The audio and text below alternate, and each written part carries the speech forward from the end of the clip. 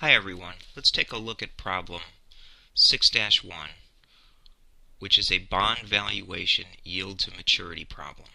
Callaghan Motors bonds have 10 years remaining to maturity. Interest is paid annually. The bonds have a $1,000 par value and a coupon interest rate of 8%. The bonds have a yield to maturity of 9%. What's the current market price of the bonds? Okay, let's solve this in two different ways. Okay, first, let's get some of the variables we need here.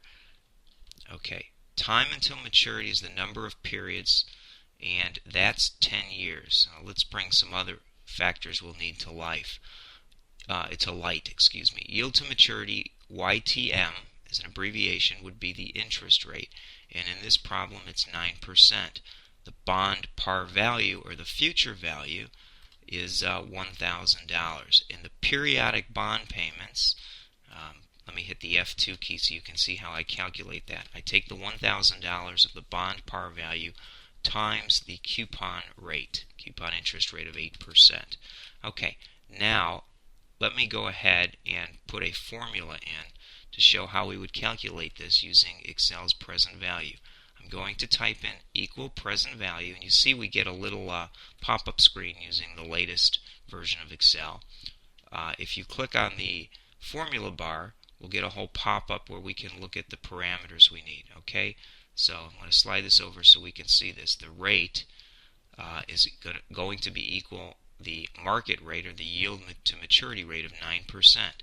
The number of periods is the 10. Okay, the payment amount, and I'm going to enter this as a negative, and that way the present value will come out as a positive. Keep in mind the way Excel works and the way calculators work is it takes the present value minus the future value to equal a zero amount. So you have to consider the signs in how you work through these financial formulas.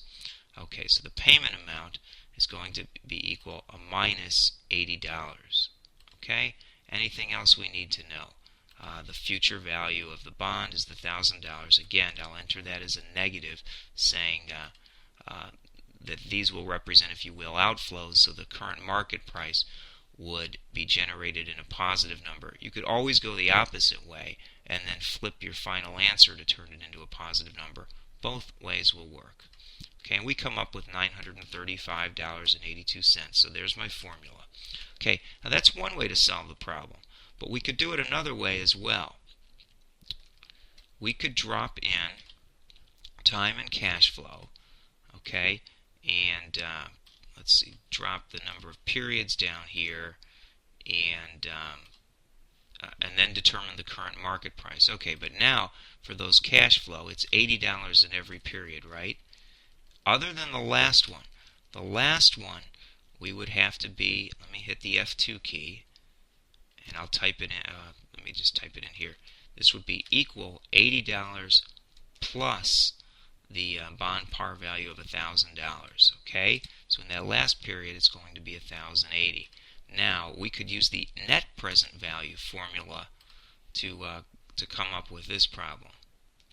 Equal NPV, again, we get the little formula, and then it's looking for a rate and some values, but let me hit the F2 so we get the pop-up again. Okay, so the rate I'll take from there, the current market price of the yield to maturity, 9%, and then the values. Now we could type them in one at a time, or you could just simply highlight all of them.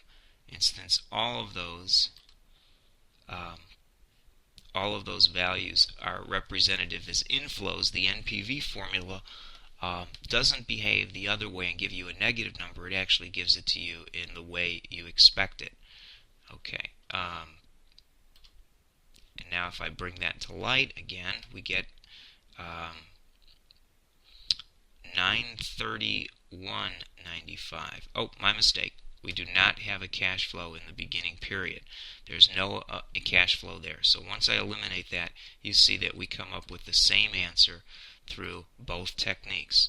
Okay, so one, the more direct way, you can use present value where you enter the various parameters you need. And the one way to lay it out by the cash flows, we can lay it this way out and use the net present value, and both of those will work. Okay, I hope you found that beneficial, everyone. Thank you.